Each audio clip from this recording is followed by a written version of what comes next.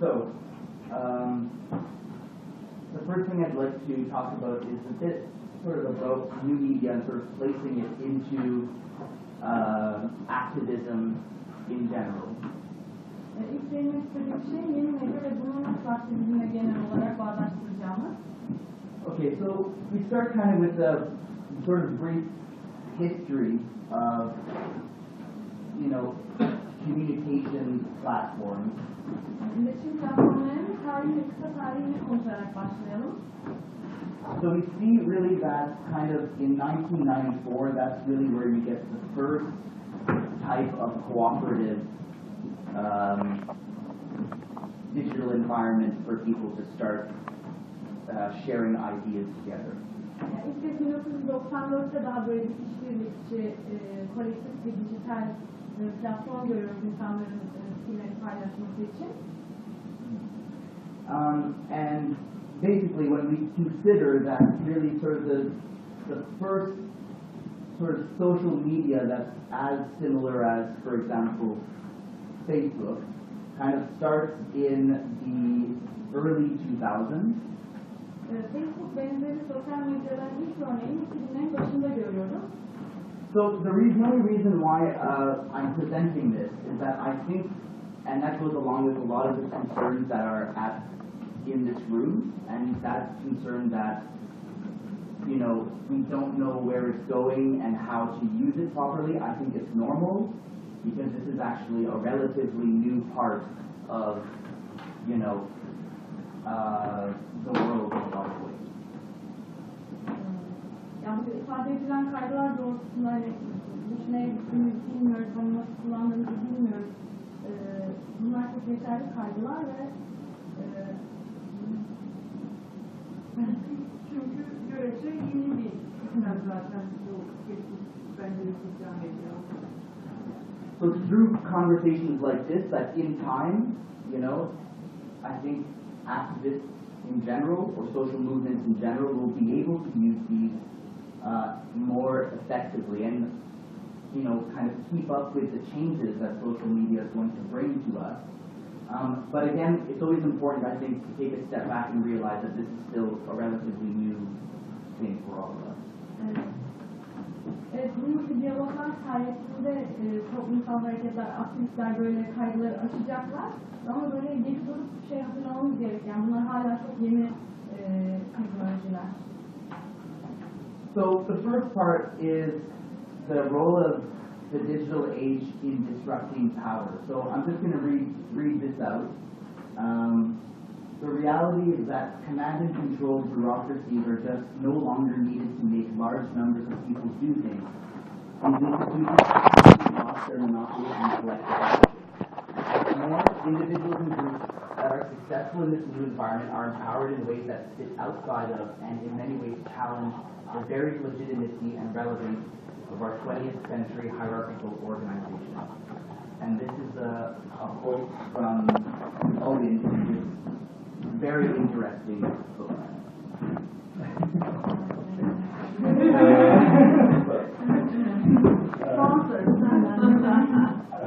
Okay, şimdi gücü nasıl alt üst ederiz?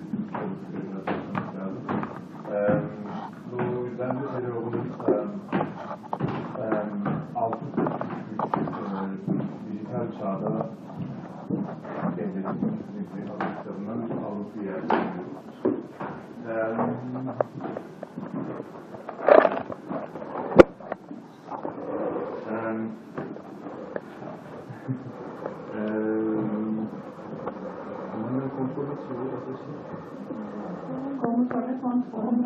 Komuta ve kontrol bölgeleri artık büyük çaptaki insan kitlelerini harekete geçirmeye İhtiyaç duymamak diyor. Evet, ihtiyaç geçirmemek. Daha çok duymak kaçıyoruz. Gerçekçi şey, komuta ve kontrol bürokrasileri artık insanları, büyük sayıdaki insanlara bir şey yaptırmak için gerekmiyor. Bu kurumlar basit olarak monopolilerini kaybettiler kolektif hareketler üzerinde. Daha da ötesi. Devam et. Onun için de bireyler ve biraz güzel gruplar yani. bu yeni ortamda başarılı olmuş bireyler ve gruplar kendi güçlenme, bunun dışında kalan kendi güçlenme metotlarını öğrenmiş durumdalar. Ve onlar bu şartlar altında bu 20. yüzyılın hiyerarşik organizasyonlarının ilgilerini ve meşruiyetlerini şu anda sorguluyor ve sarsıyorlar. So, basically, the spirit of this section here is that essentially because we're able to organize ourselves, we start realizing that, wait a minute, these ideas of control and the people that have organized us through power for centuries basically lose their legitimacy, and that we can create a lot more organic type of social movements that communicate very quickly and can get things done probably much quicker than in sort of our traditional bureaucracy. Buradan çıkarılabilecek aslında mesaj bir anlamda bugüne kadar bizleri mobilize eden, harekete geçiren geleneksel güçlerin aslında artık meşruiyetinin kalmadığı ve bunun ötesine daha hızlı, daha çabuk ve daha etkili harekete geçebileceğimiz kaynaklar, kanallar olduğunu fark ediyor olmamız aslında. Bütün bu geleneksel harekete geçirici gücü sorgulamamız aslında. Through this organization between regular citizens, what we're able to do is put states in a state of existential crisis. Bu örgütlülük içerisinde, bu yeni örgütlenme içerisinde aslında yaptığımız şey devleti bir varoluşsal kriz içerisine sokmak. Okay, so one example of how we've been able to sort of disrupt power was the way that we were able to shame some organizations that were involved in this case here, the Left to Die vote. Gücü alt üst etme yöntemlerimizden bir tanesi burada gördüğümüz ölüme terk edilmiş bot tekne örneğinde sorumlu olan örgütleri utandırmak, onları teşhir etmek şeklinde gerçekleşti. So on March 27, 2011, 72 migrants got into a boat in Tripoli. They quickly lost fuel on their boat and were basically left drifting for 14 days until they were back in Libya. Only 9 of the 72 had survived. Bu olayda 27 Mart 2011'de 73 tane mültecinin teknede 14 gün boyunca benzinin bitmesinden dolayı kendi başlarına kalmaları ve daha sonra zorunlu olarak Libya'ya geri dönmeleri şeklinde gerçekleşen bir olaydı. Geri döndüklerinde 73 mülteciden sadece 9 tanesi sağ kalabilmişti. Through the same tools that was talked about before with WhatsApp, for example, migrants were able to communicate and give their GPS position at various points along the route, at which point authorities, specifically NATO,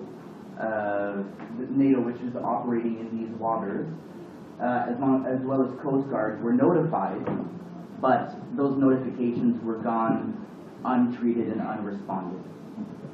Az önce bahsettiğimiz konusu geçen nasıl çevireyim? Senkronizasyon araçlarını kullanmak suretiyle bu mülteciler iletişime geçebiliyorlardı ve bulundukları konumun, coğrafi konumun GPS sinyallerini gönderebiliyorlardı. Dolayısıyla bir şekilde onların nerede oldukları öğrenilebiliyordu ki bu sularda aktif halde olan NATO deniz kuvvetleri ve aynı zamanda sahil güvenlik birimleri bu sinyalleri almalarına rağmen, bu durumdan haberdar olmalarına rağmen bir şey yapmamışlardı. So organizations like Forensic Oceanography was able to collect this information and pass it on to journalists and build up a case against NATO, and basically bringing the question: are these operations for rescue, or are they militarization of borders?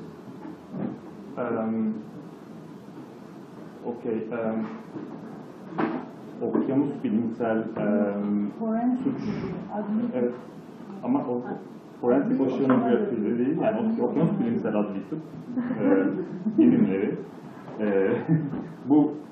bu sinyalleri ve bu verileri gazetecilerle paylaştılar ve bunun üzerine NATO'ya karşı ya da burada aktif olan birimlere karşı bir aslında dava açıldı.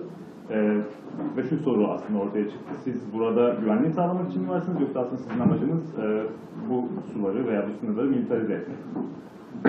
So this is one example, you know, and I'm not going into too much detail about it, but this is one example of how we're able to organize through new media and disrupt, at least, at the minimum, disrupt power and question the legitimacy of power that's put in place. Bu gördüğümüz sadece tek bir örnek, birçok örnek arasında sadece bir örnek ve neyin örneği?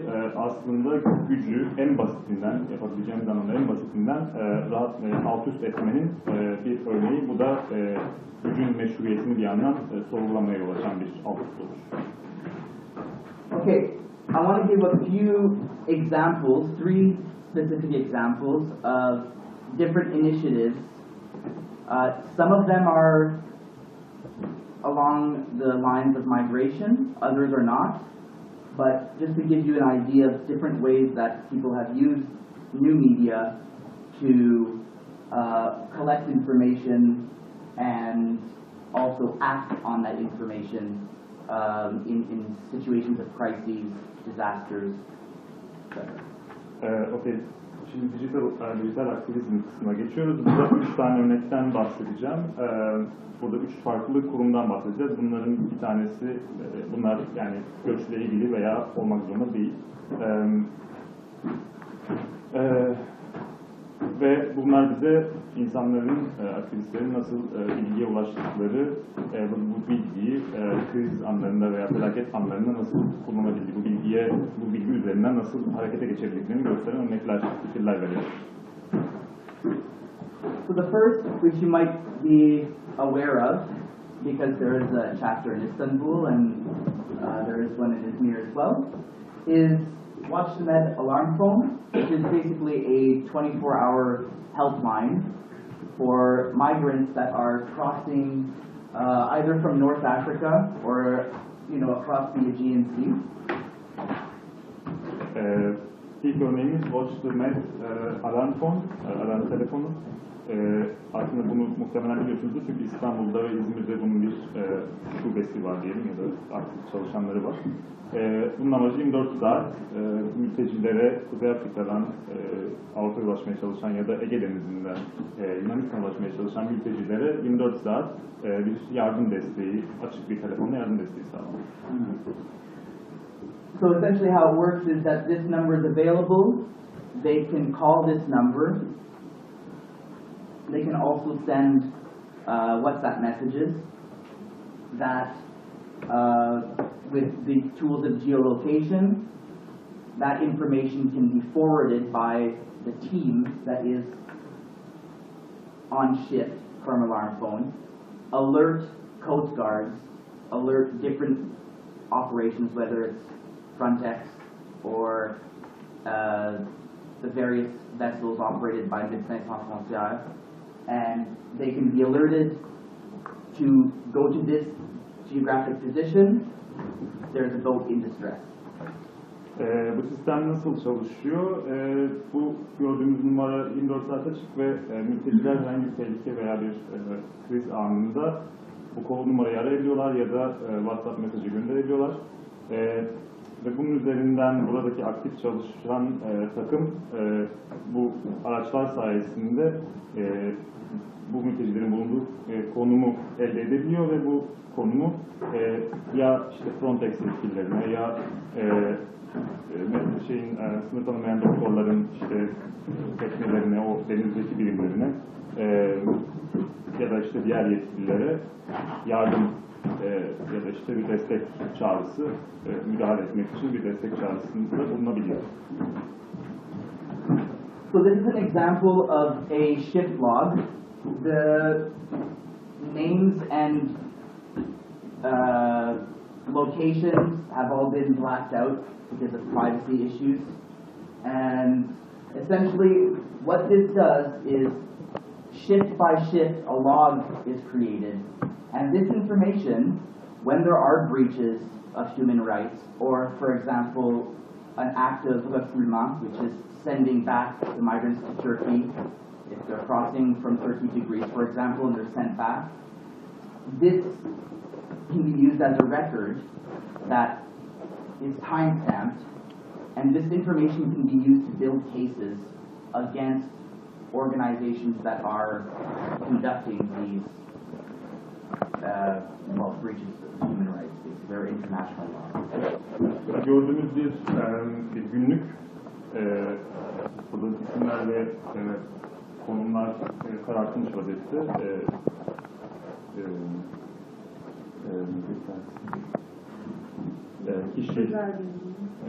Kişilerin özel bilgilerini teşhir etmemek için. Her bir diyelim yardım çağrısı olduğunda bir günlük yaratılıyor ve bu günlükler üzerinden insan hakları ihlalleri bir belgeye aslında bir şekilde belgelenmiş oluyor ve bu yine belgeler üzerinden de geri gönderme durumlarında, yani insan haklarına aykırı olarak geri gönderme durumlarında bunu gerçekleştiren kurumlara karşı aslında hukuki, legal bir elimizde aslında bir belge oluşturmuş oluyoruz. The use of alarm phone for migration between Turkey and Greece has been exceptionally successful because cell phone reception is available almost entirely across the Aegean Sea. So it's really been we can actually use it very, very well and very effectively. Bu alarm telefonunun kullanılması, acil telefonun kullanılması aslında Türkiye ve Yunanistan arasındaki geçişlerde oldukça istisnai derecede başarılı oldu. Zira Ege Denizi'nde Türkiye ve Yunanistan arasında telefonların çekim gücü neredeyse hiçbir zaman bitmiyor. Her zaman bir telefonla ulaşma söz konusu olabiliyor. Dolayısıyla oldukça başarılı, oldukça kullanışlı bir araç oldu. Okay, the second example is a news digest developed by Are You Serious, which is a Croatian organization, but has contributors from all around the world. And essentially, this is sort of the pinned post, and it's basically a place where there's one group where it's just information, so either from, it can be news sources, but it can also be from migrants themselves. And basically, at the end of every day, a digest is published, which gives a daily update of what's going on along this. Are You Serious focuses specifically on the Balkan route, but they do have news from Syria and North Africa as well. İkinci örneğimiz Are You Serious? Günlük ne diyelim, toplu haber gönderme aracı. Hırvat bir takımın geliştirdiği bir proje. Ama yine de dünyanın birçok yerinden katılımcılar söz konusu. Az önce gördüğümüz ekranda bir haber örneğini gördük. Bu bir başka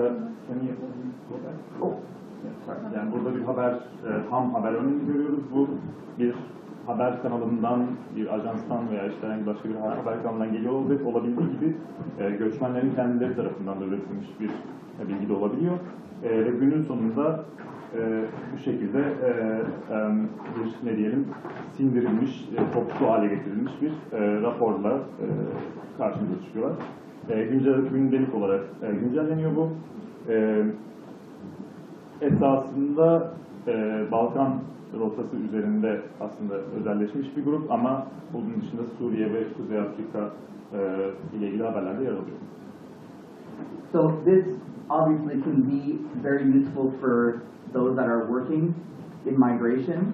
It could be activists, but it could also be people on the ground, migrants themselves, that can really get an update of what's going on. For example, if they know that they would like to move from Athens to Thessaloniki, you know, having one area, one sort of database that goes, you know, that has quite the sort of collective memory, if you like. They can see, you know, what's going on in Thessaloniki. Is it safe for me to go there? What services are available? And know in advance. So it can also be very informational for not only migrants, but, you know, people from the outside that, you know, either are contributing or that want to know more about it as well. Bu araç aslında hem göçmenler için hem de sahada çalışan aktivistler için oldukça kullanışlı bir araç. Bir şekilde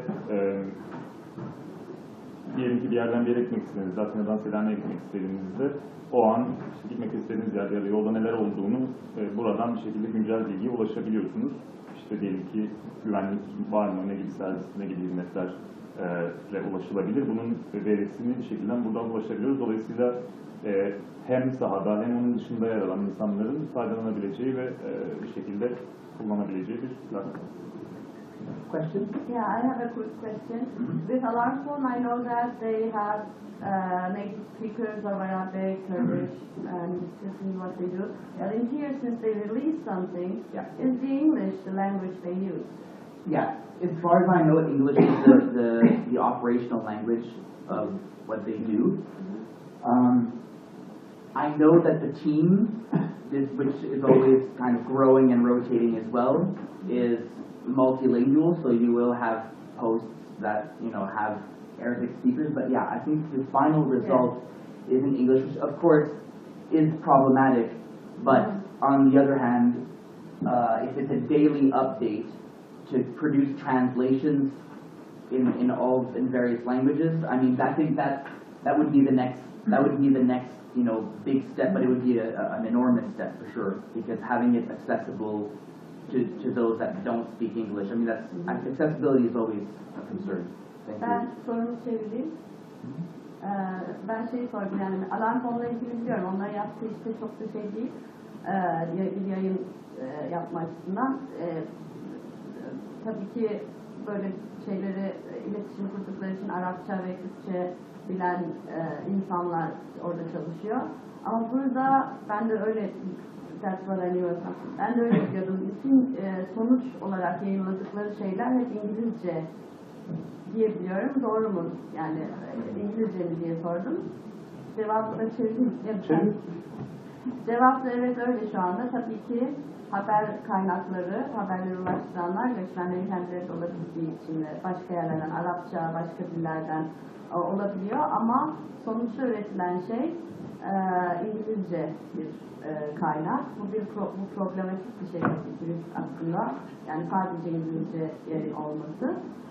Ama takım bittikçe büyüyor bunun için uğraşan ekip. Bunun üzerinde de çalışıyorlar. Ama bu büyük bir adım yani hani atılması gereken ama oldukça büyük bir adım. Evet. Yeah, and I think that's sort of the I feel like in general a lot of these new media projects, you know, they start somewhere, and there's much larger ambitious goals, you know, but I think it's, you know, in order to have all of those you need to be able to mobilize all of those resources to make it a multilingual platform. But in the meantime, I think, you know, it's just like building a house, right?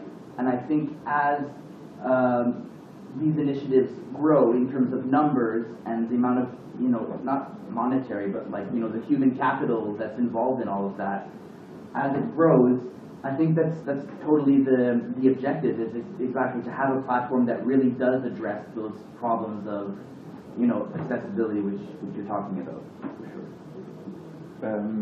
Okay. Bu tabii genel bir problem ama yani düşündüğümüzde aslında bütün bu projeler bir yerlerden başlamak zorunda, bir yerlerden başlıyor ve yavaş yavaş bir şeyler inşa oluyor. İşte bunu bir ev gibi düşünebiliriz aslında. Ve bu süreç içerisinde belli bir aslında çok bilgilere ulaşıyor ama bunu bir yani evin inşaatı gibi düşünmek lazım. Yavaş yavaş işte üyelerin sayısı arttıkça ya da işte insan sermayesi arttıkça bir şekilde tabii ki büyüyor ve bir yerlere ulaşım zaten amaç da aslında bu yani bütün projenin amacı bir yandan buraya ulaşmak ama bu zaman alan ve tedrici bir süreç. Okay, the last example that I want to talk about before the next part is Standby Task Force, and they've gotten involved in multiple, they call them digital deployments.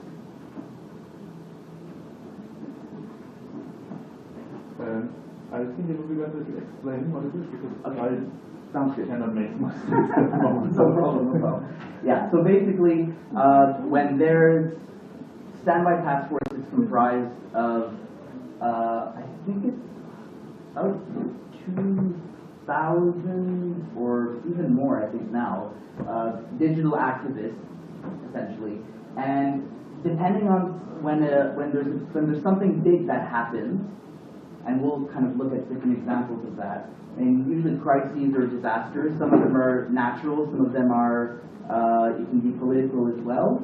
Basically, they launch what they call a deployment, which is sort of a mission. Okay, diğer proje Standby Task Force or Force? Force. Oh, sorry. Yeah, I can Without change that natural. immediately. No, that's good. Yeah, okay. Gotta change it. Yani tam nasıl çevrilmiyorum. Çevrilmesek de olur bir yandan da. Beklemedeki işte güçler gibi bir şey yani. Nöbet gücü falan denilebilir. Aynen, teşekkür ederim. Bunlar aslında dijital mevziler.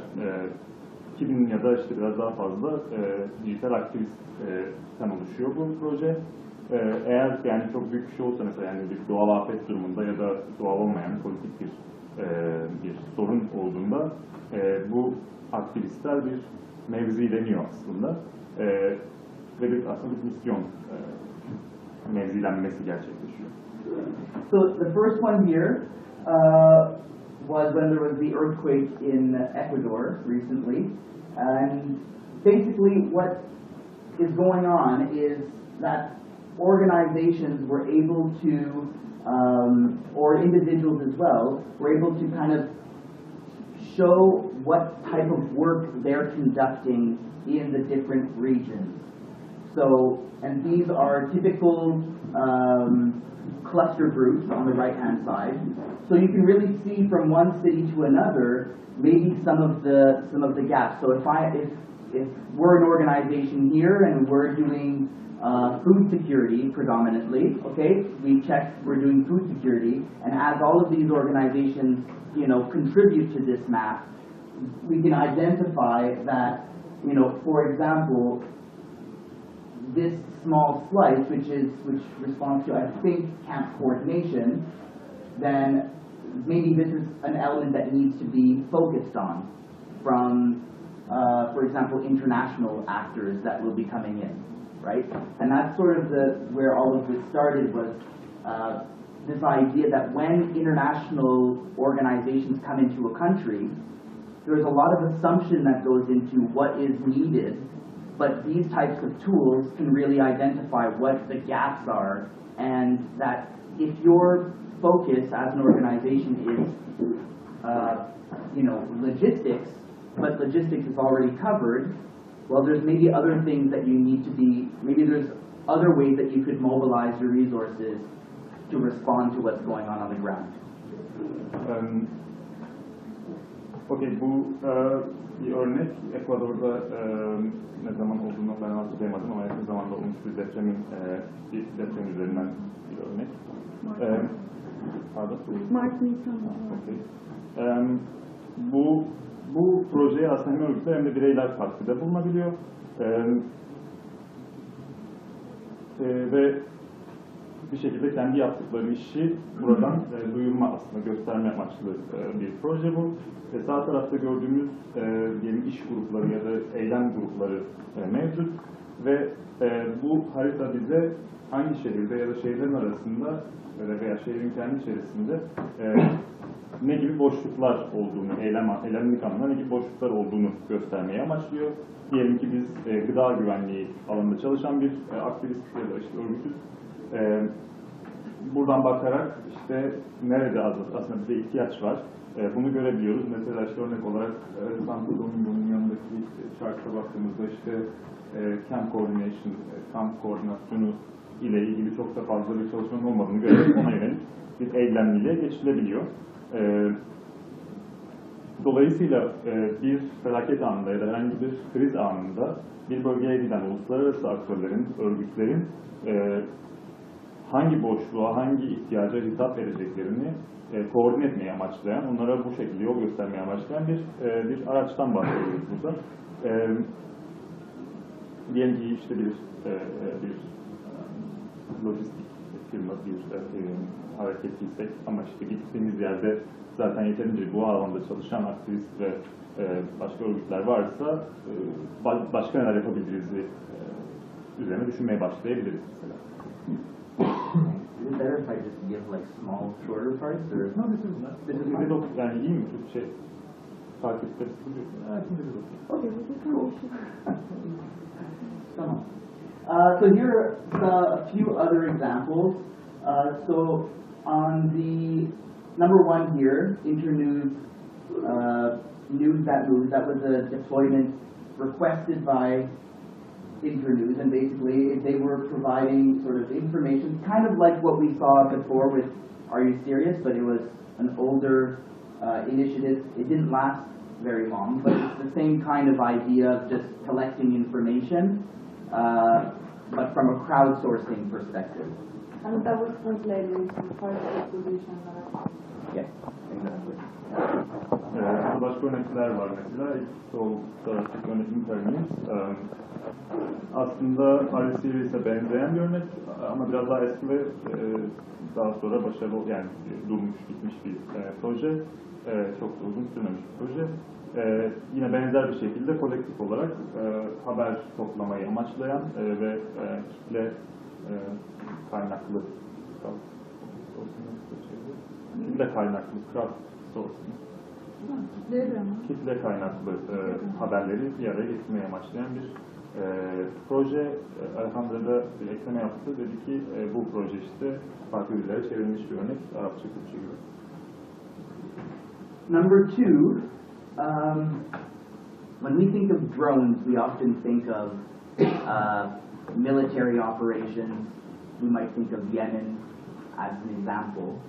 There are some humanitarian applications to the use of drones, and this here is an example of that, which after Cyclone Pam in Vanuatu, this organization flew drones over the island, and these images also that were, geolocated as well, they were able to identify, frame by frame, location by location, the housing damage. So in doing so, again, being able to focus what areas of the island, requires more recovery aid rather than another area.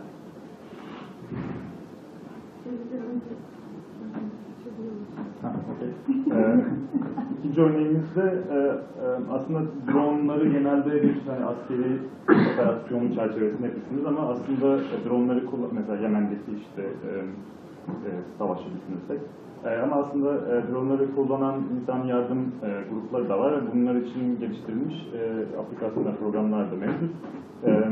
Mesela Vanuatu'daki hortum sonrası böyle bir proje gerçekleştirilmiş. Adanın etrafında dolaşan dronlar adada hangi evlerin, hangi yapıların yeniden yapılandırmaya, yeniden bir şekilde müdahale edilmeye ihtiyacı olduğunu yine işte coğrafi konum bildirebilecek bir sistem üzerinden gerçekleştirmiş. Dolayısıyla yine az önceki projede gördüğümüz gibi bir şekilde nerede ne yapılmasına ihtiyaç olduğunu bu şekilde ortaya koyup haritalandırma veya işte nerede neye ihtiyaç olduğunu görebilmek mümkün. Question. Maybe Yemen specific, so I don't know, but maybe you also know this. But is it used ever on the migration of the influence of trends of the major influx because of war? I see. Immediate, Like have massive influx. Yeah, have they been used to survey mass? As far as oh yeah, sure. Yeah, I'm sorry. Daha önce belki Yemen bunun örneğidir, belki onu açarsa daha açıklayıcı olur. Ama bu insani amaçta insansız hava araçlarının kullanılması daha önce kitlesel savaş düzenli de olabilir, daha çok öyle olmakla beraber tespit için nereye doğru göç ettiklerini kullanılmış mıydı diye sordum. As far as I know, I don't know of an example that they've used drones, but I do know that they've used, for example, satellite imagery to be able to track movements and see, for example, where camps are developing over a very short period of time, and sort of being able to plan around those things. So, although I think drones you can go closer because most data that you can access from satellite imagery is kind of further back. There's the same it's the same sort of result in a way by just surveying land with photography in a way, real-time photography. Yani açıkçası benim de çok bildiğim bir örneği yok bunun. Yani insansız hava aracı kullanılarak yapılan. Mesela bir örnek bunun uydu resimleri üzerinden yapılmış hali var bir şekilde.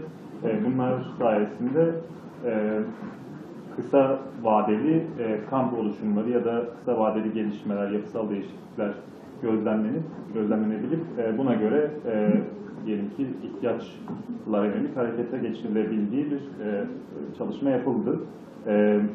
Ama tabii ki düşündüğümüzde yani uydu görüntüleri çok uzaktan ve yani ve uzun vadeyi kapsayan bir data iken aslında insansız hava araçlarıyla daha derin, daha detaylı bilgilendirme mümkün.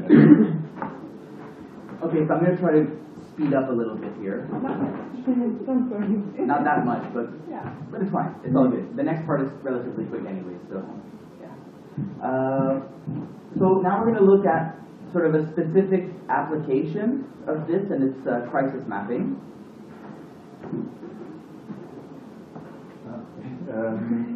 Bütün bunların bir başka yeni uygulaması kriz haritalandırması.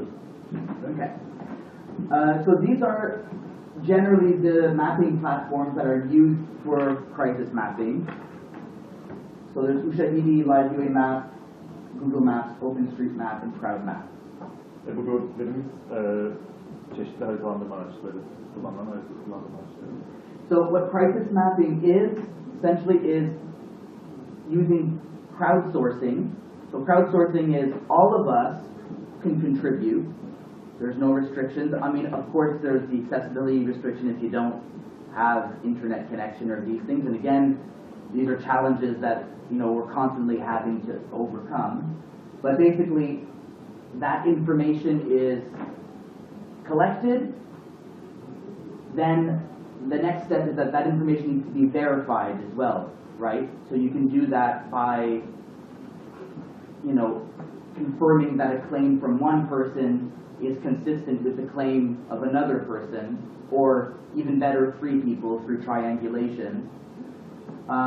And basically using a visual map to represent the reports that have been submitted by the crowd. Okay. Bu da şöyle çalışıyor. Biz yine bir kitle kaynaklı bilgi araçlarından bahsediyoruz burada. Bu ne demek? Hepimizin katkıda bulunabileceği bir araçtan bahsediyoruz. Ancak tabii ki yine bunun da sınırlamaları mevcut. Elbette ki internet bağlantınız olduğu sürece katkıda bulunabiliyorsunuz. Ama yine nihayetinde temel çalışma sistemi toplanmış, yani kolektif bilgi üzerine kurulu. Bu da şu anlama geliyor. Aslında bilgi sadece toplamıyoruz ama bilginin aynı zamanda doğrulanması gibi bir süreçten söz ediyoruz. Yani benim sağladığım bilgiyi bir başkasının sağladığı bilgiyle örtüştürdüğümüz zaman ancak bunun doğruluğunu görebiliyoruz ya da işte bunu şu şekilde yaptığımızda daha da sağlam bir temel oturmuş oluyor ve bunu daha sonra bu elde ettiğimiz datayı, bu veriyi haritalar üzerinden görsel bir hale getiriyoruz. Now we'll go through examples, but just quickly, and you'll get a sense of all of this, and then we'll talk about the project that I've been working on and maybe possibilities on how we can sort of collaborate together. So it all started, this is Shahidi, it all started in Kenya during the 2007 elections. Just you see, it's kind of always the same format. You've got the map, and then on the other side you've got the legend, exactly, yeah, I should know that. And basically, depending on what the reports, well, you classify them in different categories. Okay. Şimdi örneklere bakalım biraz. İşte,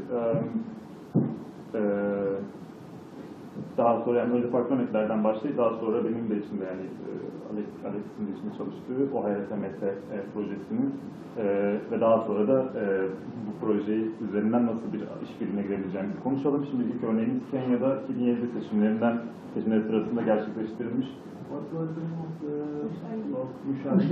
Müşahidi adlı platform. Yine aslında benzer bir yapıyla karşılaşıyoruz. Harita var. Merkezde sağ tarafta da kategorileri görüyoruz. Bize yol gösteren kategoriler. Yeah, so you know, just real quick here, you see on the right side, you can submit an incident. You can also submit it via SMS. So if you don't have an internet connection, but through word of mouth, you've heard from someone, hey, if something happens, this is the number, text it. And you can just text, get, you know, and then the people that are running the platform will get, you know, this has happened here, you know, this is my contact information or something like this, and then, you know, the next part begins. Okay, yine bu da şöyle çalışıyor. Sağda gördüğünüz gibi submit'lerin kısmı yani bir durum veya işte bir mesele, bir vakayı gönderme konu var. Tam yani internet üzerinden böylelikle bir gönderi yapabiliyoruz ama aynı zamanda gördüğünüz gibi SMS kullanarak da gönderi yapabiliyor. Orası internet dışında da bir şekilde ulaşılabiliyor buraya. Bu da bir şekilde telefon numarasını bir yerlerden duydunuz ve karşınızda bir olay çıktı, bir şey bildirmeniz gerekiyor. Hemen işte mesaj atıyorsunuz ve burada çalışan takım bir şekilde buna ulaşıyor ve size geri dönüş yapıyor ya da bir şekilde bir eyleme dönüşüyor. Okay, the next one here, 2014 Ukraine crisis. This is still going on now. Again, same format. You've got a map. You've got a legend that has different things like here. You might have, for example, an air raid. Here there might be bombing, tanks. Okay, so again, same format. Burada da yine Ukrayna krizi sırasında girişilen bir proje, hala devam ediyor proje. Yine aynı formatı görüyoruz. Bir harita var. Harita üzerinde gördüğümüz işte diyelim ki bir hava saldırısı örneği ya da işte tank saldırısı gibi kriz durumlarını işaret eden semboller. Okay, here, some of you might know this, might have seen this when you were out there. But there was crisis mapping going on during Gezi Park. Look at that. Wow. Okay. So you see here, there's different signs. So I believe this symbol was like a blockade. So again, barricade. Sorry. Like the protesters are. Yeah, exactly. Yeah, that's what I meant. But yeah, I guess blockade goes for police, doesn't it? Yeah. Okay. So again, this is all real time, right? So if you've got a smartphone and you're out on the ground and you're like, oh, I see that there's a movement. The police is moving in this direction. This is a new update that came in 2 minutes ago. You can plan around that, you know. So it can help for safety. It can help for just, you know. For me, I think that the idea of the real time is the tools that the state uses to suppress our actions, we can use those same tools and plan our actions accordingly as well. I mean, I don't know if I wanted anyone to hear this. This is live streaming, but you know, at the same time, I do think that having this kind of tool where you know you can plan around it. I mean, they use these tools. They have helicopters that are flying all over the place, and they're keeping track of the movements of the people that are on the ground. We can also do that. Diğer bir örneğin bir park protestoları sırasında aktif bir proje, yani bizler sokaktayken işte bunlar arkamızdan konuşulmuş. Mesela işte sol tarafta yine bir lejen, işte bir lejan var. Burada işte çeşitli, Türkçe okuyorsunuz oradan, uğraşmayalım fazla. Gerçek zamanlı sorunları ya da olan biteni anlatmayı amaçlayan bir proje. Mesela işte diyelim ki siz bir yerdesiniz ve bir yerden polis geliyor. Bununla ilgili bu smartphone'unuzu alıp, akıllı telefonunuzu alıp bunu öğreniyorsunuz ve ona göre bir strateji belirliyorsunuz kendinize.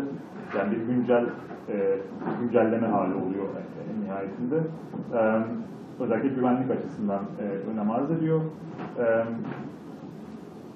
Şu açıdan önemli aslında şunu görmemiz gerekiyor.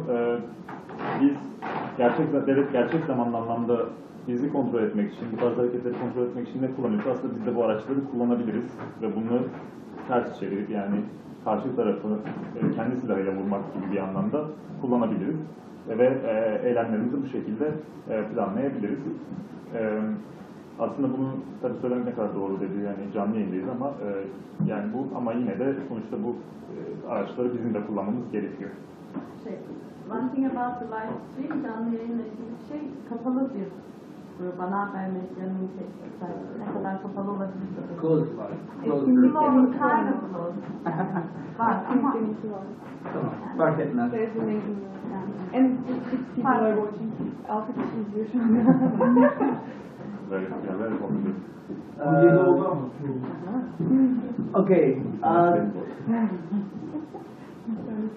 Here, this is the last example before we talk about this other project, which is, again, this is another recent one, Nepal earthquake in 2015. So here, again, you know, earthquake damage, people trapped, missing persons, you know, so you can probably start seeing how this can be applied to a multitude of scenarios, and that's kind of the objective, is going not only through different platforms but through different cases and seeing, well, oh, actually this can be used for that, you know, it can be applied to this or that, you know, there's all sorts of possibilities.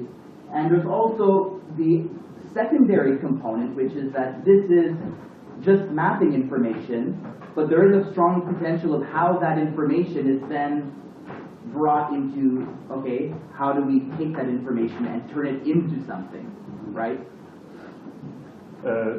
Artık o HRTM'de geçmeden önceki son örneğimiz de yakın dönem Nepal depremi örneği.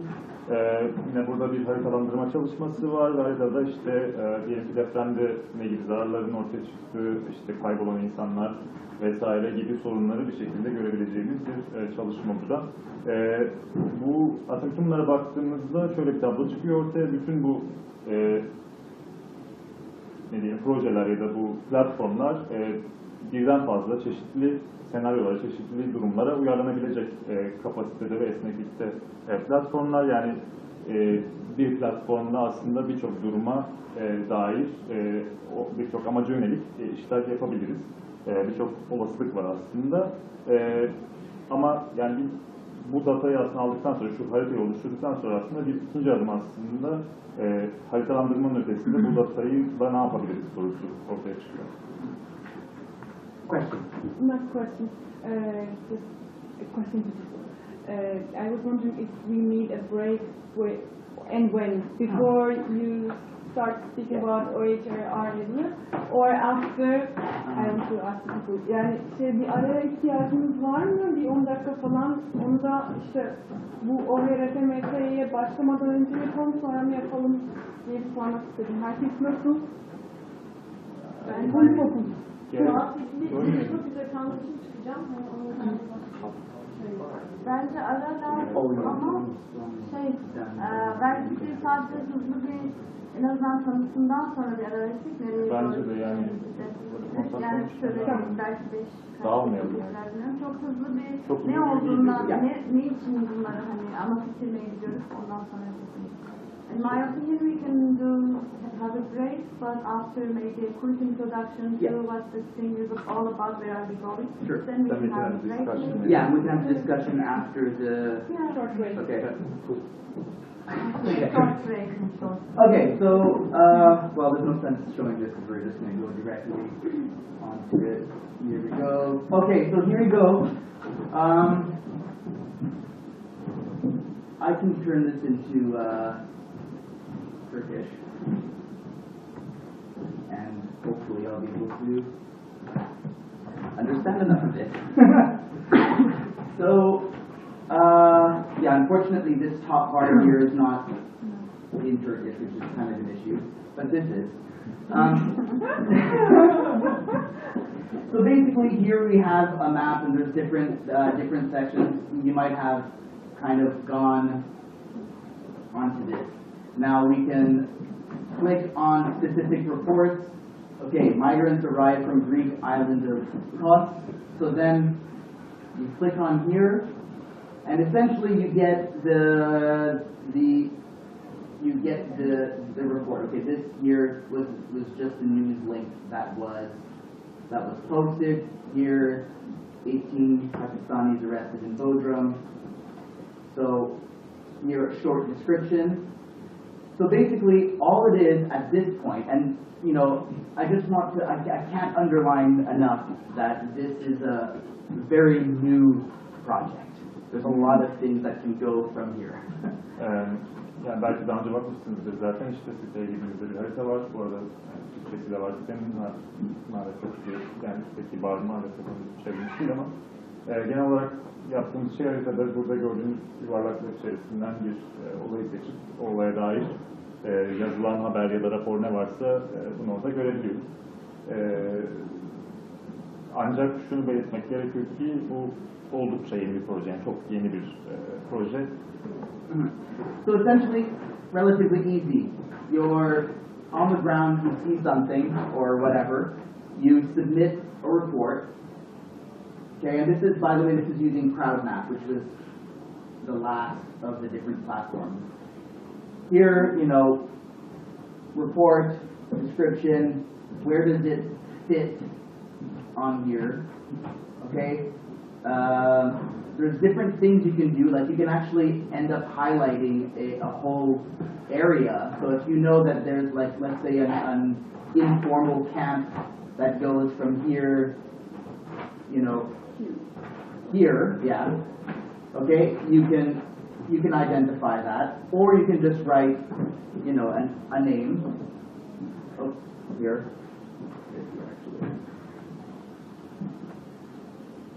So then, okay, it's going to put it, I mean, you can also even put a direct address as well. And that direct address, like if you know that, for example, you want to identify on the map where Mutfak is, right? You can identify the pinpoint so that people that want to see it, they can know exactly where to go to it. Now again, for example, if it's a distress call, if it's someone that's saying, look, this happened, and I'm in trouble, okay, they can put their first name and last name and then their email address. I mean, in the report you could even write what their phone number is and say, like, this is what happened to me, please contact me, I need legal help, for example. Shall we demonstrate? Oh, I don't know. Evet, yani aslında oldukça kolay bir süreç. I think people watch this. Oldukça kolay bir süreç ama sayfaya girdiğimizde yukarıda sağ üst köşedeki maalesef Türkçeleştirilmemiş olan vaka gönder butonuna bastığımızda buraya ulaşıyoruz ve işte bir başlık yazıp altına tanım ya da olayın ne olduğunu yazdık ve daha sonra hangi kategoriye girdiğini işaretledikten sonra harita üzerinde istersek bir alanı, istersek bir noktayı, istersek bir sokağı, bir mahalleyi dahi işaretleyebiliyoruz. Bir başka durum, Tabii ki yani bu CrowdMap yani kitle haritalandırma sistemi sadece bir şeyi göstermek amacıyla değil, aynı zamanda bir kriz anında diyelim ki bir kötü muameleye maruz kalmış birisinin yardım istemeye çalıştığında buradan ismini, soyadını, e-mail adresini hatta telefon numarasını yazarak bana geri dönün diyebileceği bir platform aynı zamanda. So when you submit, it does not automatically go on the map, which is important to underline because if you put your phone number there, you wouldn't necessarily want everyone that watches the map that they know how to contact you, right? So let's say you submit this. Now, yeah, it's good. So the submission goes, and basically it's like, okay, it's been submitted to our staff. Kind of sounds a bit formal to me anyways, but anyways. But let's say I'm just going to go from the initial page, the sort of the sort of three features. The first one is the reports. So you can, instead of looking at the map, you can just look at the list of reports and kind of go through it. So the reason why we decided to start this was because we wanted to have a centralized location where people not only where people can basically look at a history of events and be able to access that. Like if you're looking for a specific time period, they can go on here and see kind of what's been going on. Okay, yani başvuruyu ya da duyuruyu gönder butonuna bastığınızda hemen haritada yerini yani ya da sitede yer almıyor. Bunu öncelikle sitenin çalışanları inceliyor ve ancak ondan sonra ki böylelikle aslında ya privacy ne arkadaşlar? Ne? Privacy ne içeriyor? Aklıma geldi. Privacy, mahremiyet. Yani kişisel evet mahremiyetinize böylelikle zeval gelmemiş oluyor. Daha sonra ana sayfaya geçtiğimizde aslında sitenin bu anlamda yani şöyle bir fonksiyonu var. Her yeri tek bir merkezde her şeyi tek bir merkezde toplamak gibi bir fonksiyonu var. Yani diyelim ki bir konuyla ilgili bilgiye ulaşmak istiyorsunuz. Zaman içerisinde buna dair bir liste içerisinden aradığınız şeyi bulabiliyorsunuz. Now, the next kind of part, which is probably really kind of important, is to register to receive reports. So if you're an NGO in Adana, for example, and you're working in a specific sector, or you just want to know what's going on in your city, you might want to subscribe to these reports, basically. Okay, so that means you can put your email address, you can put with the reports, and then you can whenever there's a new report that's added, you will receive a notification. Now again, it's only the reports that have been approved to be put onto the map. Okay? Platformun bir diğer fonksiyonu da bütün anlattıklarımızın ötesinde rapor almayan uyarıları alma fonksiyonu. Bu da şöyle bir sistem.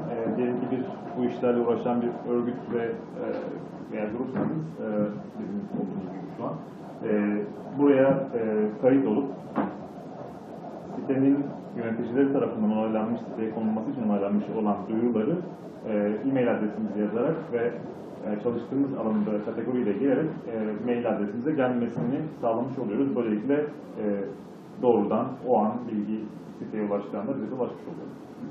Now, just like on one of the maps we saw, the SMS feature, this one has not been integrated yet on this one, but it's very simple to do. So, yeah.